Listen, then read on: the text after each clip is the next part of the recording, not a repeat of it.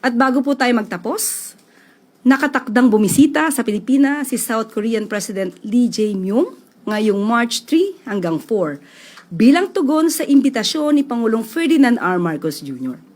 Ito ang kauna-unahang pagbisita ni President Lee sa Pilipinas at kauna-unahang state visit matapos maging epektibo ang Free Trade Agreement o FTA sa pagitan ng Pilipinas at Republic of South Korea noong December 31, 2024. Pangungunahan ng Pangulo at ni Unang Ginang Liza Marcos ang pagtanggap kay President Lee at First Lady Kim Hee-kyung sa palasyo ngayong March 3. Kasabay ng pagbisita ni President Lee ang ika-77 anibersaryo ng pagtatag ng diplomatic relations ng Pilipinas at South Korea noong March 1949. Nakatakdang magkaroon ng bilateral meeting ang mga leader upang pag-usapan ang iba't ibang kooperasyon ng dalawang bansa.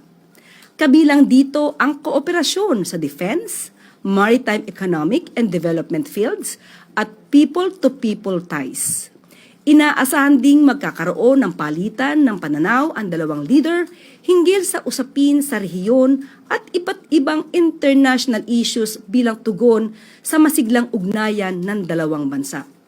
Bago ang nalalapit na pagbisita, nauna nang nagkaroon ng bilateral meeting sina Pangulong Marcos Jr. at President Lee sa APEC Summit sa Gyeongju noong October 2025.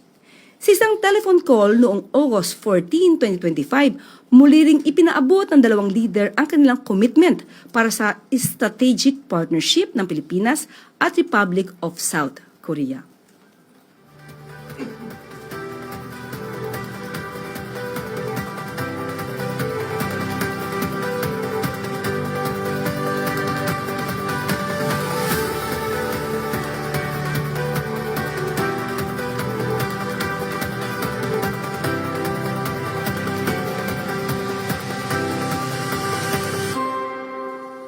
At dito na po nagtatapos ang ating press briefing. Magandang araw para sa bagong Pilipinas.